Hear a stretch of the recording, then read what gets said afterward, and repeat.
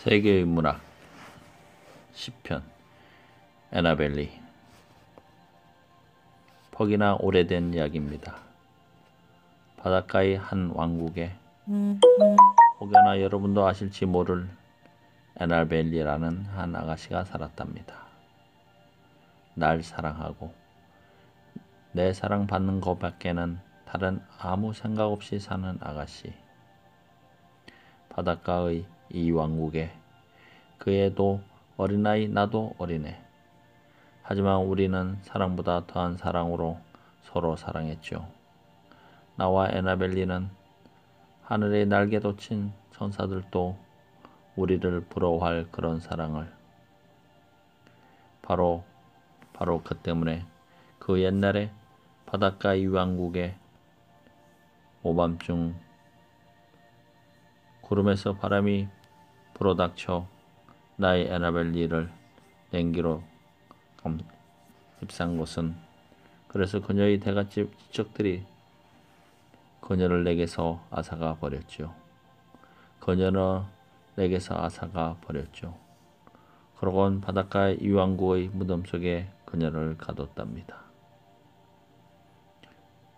천국에서 절반도 행복하지 못한 천사들이 그 애와 나를 시기하게 된 거지요. 맞아요. 바로 그 때문에 바닷가의 이 왕국에선 누구나 다 알아요. 구름에서 바람이 불어닥쳐 내 애나벨리를 차디차게 죽였답니다. 하지만 우리의 사랑은 나이 먹은 어른들, 똑똑한 어른들이 사랑받아도 훨씬 강했지요. 저 하늘 위 천사들도 바다 및 물귀신도 어여쁜 애나벨리의 영혼과 내 영혼을 떼놓을 수 없답니다. 달만 뜨면 언제나 찾아드는 어여쁜 애나벨리의 꿈, 별만 뜨면 언제나 눈에 선한 애나벨리의 빛나는 눈동자. 그래서 밤새도록 나의 애인, 나의 사랑, 나의 목숨, 나의 섹시 옆에 누워있어요. 바닷가의 그의 무덤 속에서, 바닷가의 그의 잠자리에서. 애나벨리는 자유시며 서정시 낭만시입니다. 비극적이고 낭만적이고 환상적이며 죽은 여인을 그리는 애절한 어조입니다. 이국적, 신비적, 환상적인 분위기를 창출하고 있고 비유와 반복을 통해서 진실한 사랑의 감정을 노래하고 있습니다. 기승전결 4단 구성으로 되어 있고 애나벨리와의 사랑과 그녀의 죽음. 주제는 죽음을 초월하는 영원한 사랑입니다. 출제는 갈까마귀와 그 외의 시들 1849년. 작자는 에드거 알렌 포입니다. 1809년에서 1849년까지. 미국의 시인 소설가, 죽음과 미와 우수를 주제로 암울하지만 아름다운 순수 서정시와 소설을 썼습니다. 대표적인 작품으로는 갈까마귀, 종, 헬렌에게 등이 있으며 소설 작품으로는 검은 고양이가 있습니다. 애나벨리와의 나와의 사랑을 그린 작품이고 애나벨리의 죽음을 영원한 사랑으로 승화시키면서 죽음을 초월한 영원한 사랑을 표현하고 있습니다. 작가가 죽은 지 이틀 후에 세상에 알려져 더욱 유명해진 이 시는 25의 젊은 나이에 죽은 그의 아내 버지니아에 대한 애절한 그리움을 신비롭고 환상적으로 노래하고 있습니다. 죽음마저 초월한 영원한 사랑이 애띤 율조와 이국적 분위기 속에 효과적으로 녹아 있어서 일반적인 사랑과 사뭇 다른 감동을 줍니다. 낭만주의적 경향의 포는 문학의 목적을 교훈보다는 미의 창조에서 찾았는데, 이러한 미에 대한 절대적 추구는 가난 속에서 비참하게 결핵으로 죽어간 아내를 멀고 먼 바닷가 어느 왕국의 한 소녀로 미화할 수 있는 결정적인 요인이 됩니다. 이러한 미적 특질은 음악성의 추구에서도 나타나는데, 바닷가 왕국과 애나벨리의 반복은 이 작품의 애조띤 율조를 더욱 살려주며 작품의 정감을 더해줍니다. 애나벨리의 음악적 효과와 분위기, 이 시는 부인과의 사별이라는 현실적인 문제를 초월한 작품으로 포의 시적 상상력이 최대한 집중된 시이자 그의 시 경향을 쉽게 파악할 수 있게 해주는 시입니다. 이 시는 불과 40행밖에 안 되지만 애나벨리라는 이름이 7번 등장하면서 이 반복은 반복의 효과를 노리면서도 단조로운 변화를 추구한다고 볼 수 있습니다. 한편 5번이나 등장하는 바닷가 이왕곡이라는 식구는 그러한 단조로움에서 충분한 음악적 리듬을 주는데 이 둘의 조화를 통해서 시의 음악적 분위기는 한껏 고조됩니다. 이 시는 또한 아내 버지니아와의 사별이라는 현실적 소재의 미적, 신비적, 이국적 분위기를 적절히 감미하여 한편의 아름다운 그림을 보고 있는 듯한 분위기를 창출합니다. 오래된 이야기, 바닷가의 한 왕국이라는 배경은 독자를 현실과 동떨어진 곳으로 인도하고 애조띤 율조를 통해 제시되는 그곳에서의 애절한 사랑은 환상적이고 숭고한 사랑의 세계로 독자를 이끌고 있습니다. 포의 시세계. 포의 시세계의 주를 이루고 있는 것은 암울한 아름다움의 세계이다. 그의 시가 대체로 암울한 분위기를 띈다는 것은 그의 비극적 생애를 더듬어 올라가면 충분히 이해할 수 있다.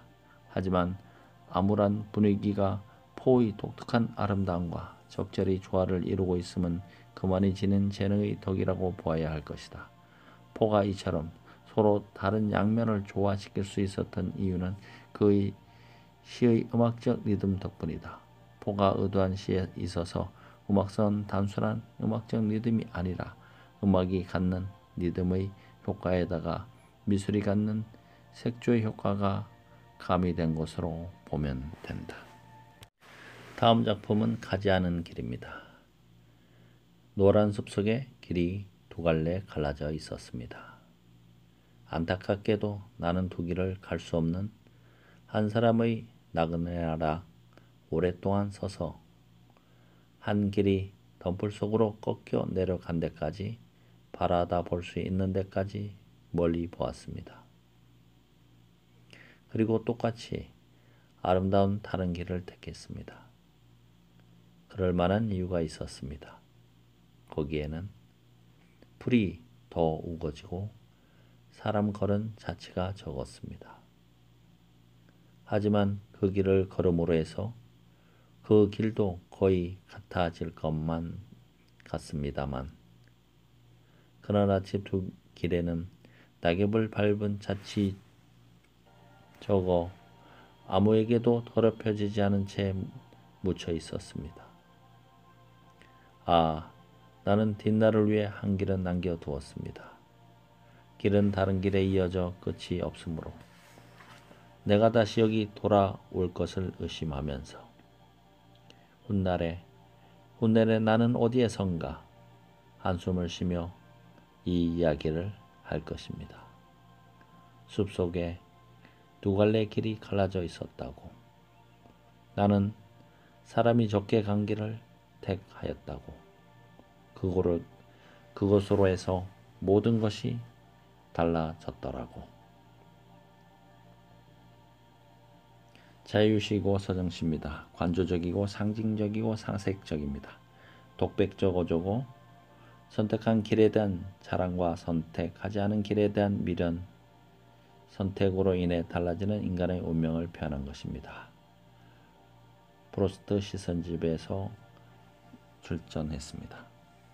작자는 프로스트로서 1874년에서 1964년까지 살았습니다. 미국의 시인이고 샌프란시스코 출신입니다. 1912년 영국으로 건너가서 소년의 의지, 보스턴의 북쪽 등을 출판해 재능을 인정받았고 1915년 미국으로 돌아와 하버드 대학 교수가 되었으며 플리처상을 4번 수상했습니다. 두 갈래의 길을 바라보면서 한 길을 선택하고 한 길을 남겨두고 미래를 이야기했습니다. 길로 인해 운명이 달라졌다는 것입니다.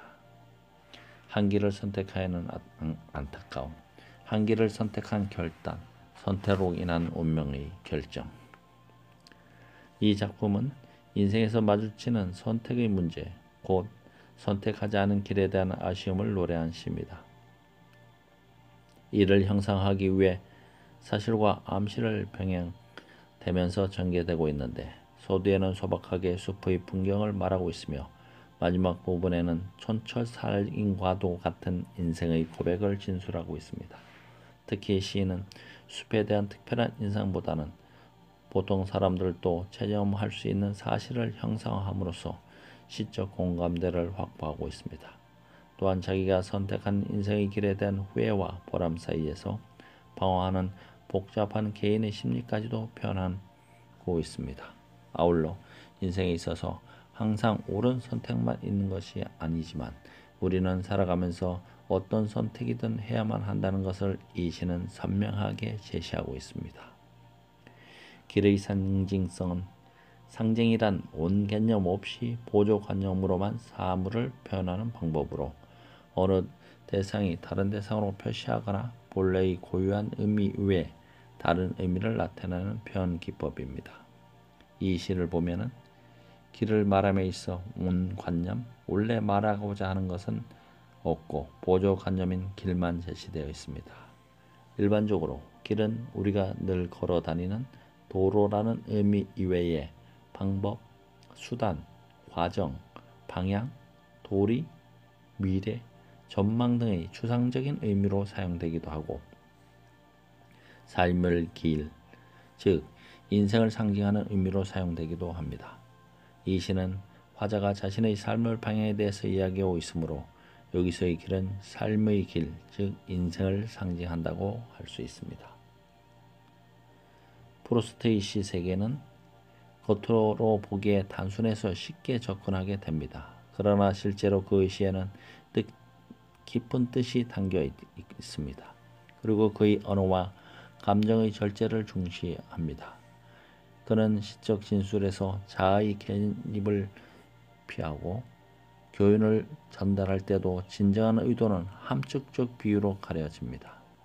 삶의 문제를 다루면서도 자기 나름대로의 해결책을 드러내지 않고 인생에서 비극과 희극, 미와 추, 혼돈과 통일이 함께하듯 프로스트는 어느 쪽이나 극단을 펴합니다. 그런 점에서 그는 중도주의자입니다.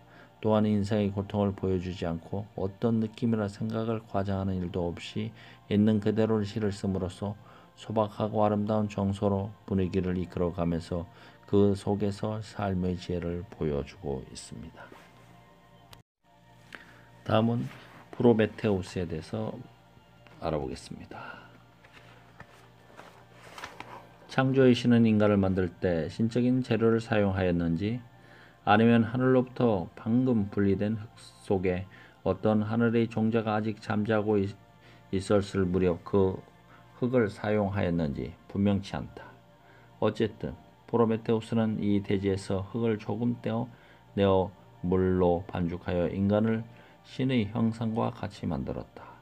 프로메테우스는 인간에게 직립자세를 주었으므로 다른 동물은 다 얼굴을 밑으로 향하고 지상을 바라보는데 인간만은 얼굴을 하늘로 향하고 별을 바라보게 된 것이다.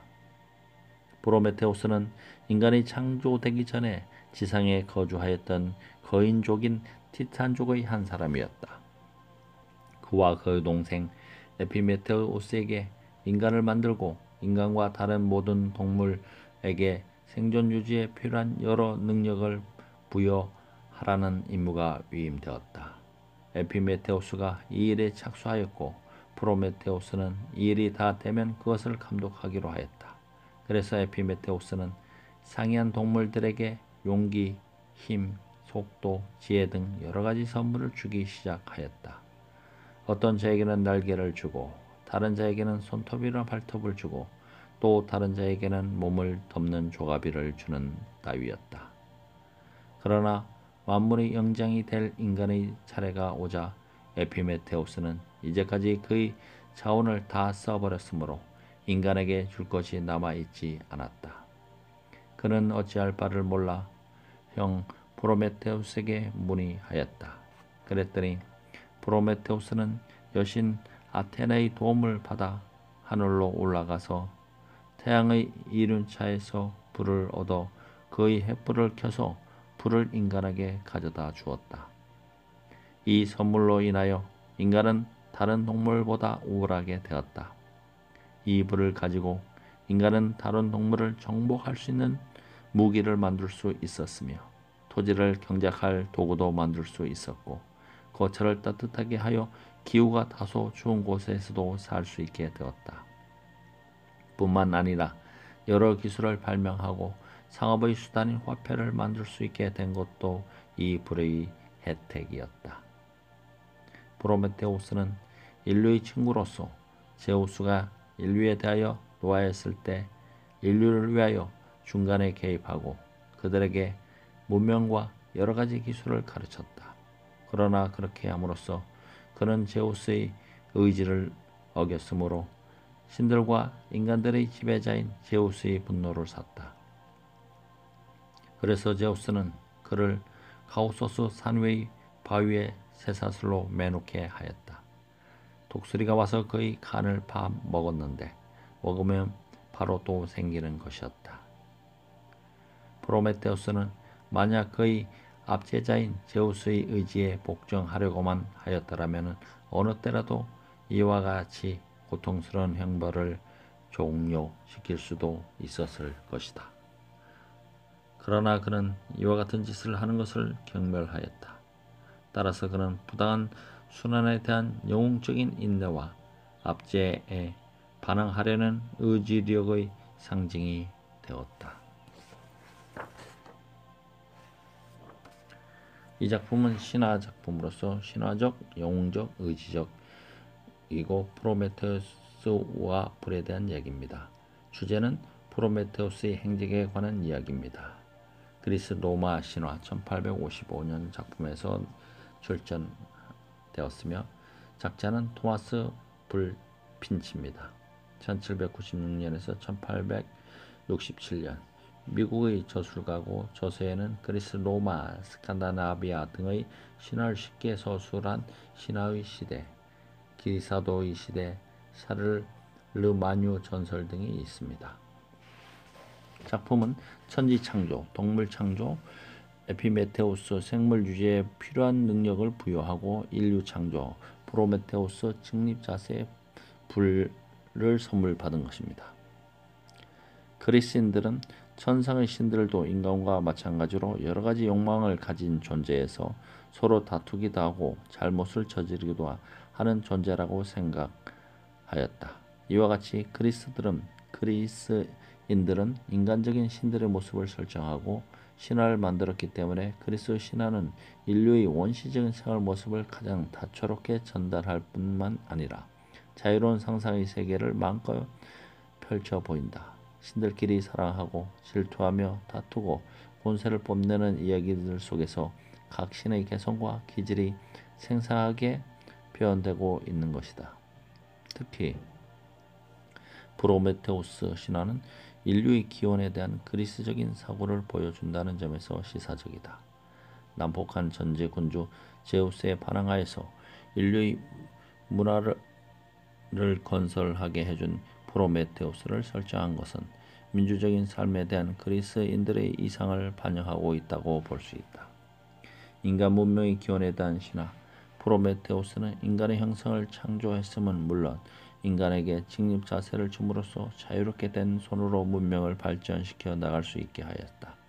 그리고 인간이 별을 볼 수 있게 되었다는 것을 별자를 기준으로 방향 감각을 지닐 수 있게 되었다는 것으로 이는 곧 인간의 정신적 성숙을 의미한다고 할 수 있다. 또한 불을 발견함으로써 인류 문명이 비약적으로 발전하는데 프로메테우스가 그로 인해 제우스로부터 받게 되는 형벌은 불로 인한 인간의 고통을 상징하는 것으로 볼 수도 있다.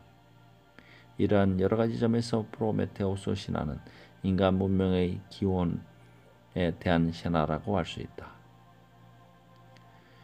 신화가 던지는 궁극적인 물음들, 또 어떻게 천지가 열리고 산과 강이 생겨났는가, 나라와 마을은 누가 이룩했는가, 농사법과 곡물, 고기잡이, 요리, 혼인 등 누구에게서 비롯되었는가 같은 물음들은 세 개의 신화들이 공통적으로 지니고 있는 중요한 특징이다. 물론 그 물음에 대한 해답은 문화권에 따라 내용의 차이를 보이지만 해답을 추구해가는 구조에서 세 개의 신화는 놀라운 유사성을 보여준다. 구조 인류학자인 레비 스트로스는 이러한 신화의 보편성이 인간의 이원 대립적인 정신 구조에서 기인한 것으로 보았다. 실제로 세계의 많은 신화에서 양과 하늘과 땅, 자연과 문화, 남성과 여성, 육식과 초식 등과 같은 이원적 대립의 구조가 나타나고 있는 것을 볼 때 이러한 구조적 보편성이야말로 신화의 본질, 나아가서 인간 정신의 본질을 드러나는데 유용한 논리가 될 수 있을 것도 같다. 다음 작품은 아폴론과 다프네가 되겠습니다. 어느 날 아폴로는 에로스가 활과 화살을 가지고 놀고 있는 것을 보았다. 마침 피톤을 정복하고 득이양양해 있던 때였다.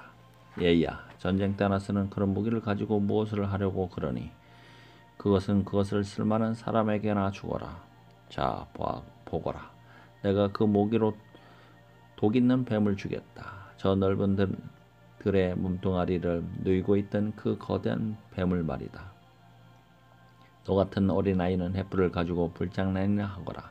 그러나 건방지게 내 무기에 손을 대지는 말아라. 알겠니?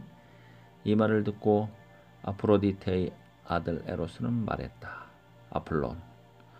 아폴론 어른, 당신의 화살은 다른 모든 것을 마치겠지만 제 화살은 당신을 마칠 거요.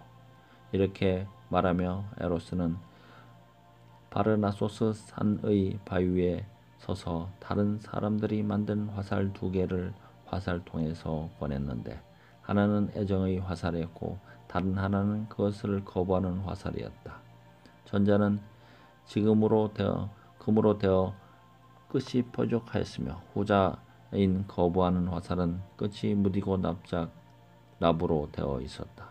에로스는 화살을 물으신 페네이오스의 딸인 요정 다프네의 가슴을 향해 쏘고 금 화살은 아폴론의 가슴에 쏘았다.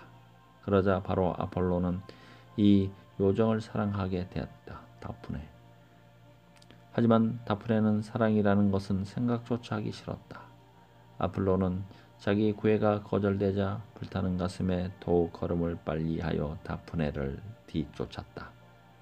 그것은 마치 사냥개가 토끼를 추격하여 입을 벌리고 당장이라도 덥석 물려고 하면 토끼는 잽싸게 몸을 돌려 달아나는 것과도 같았다.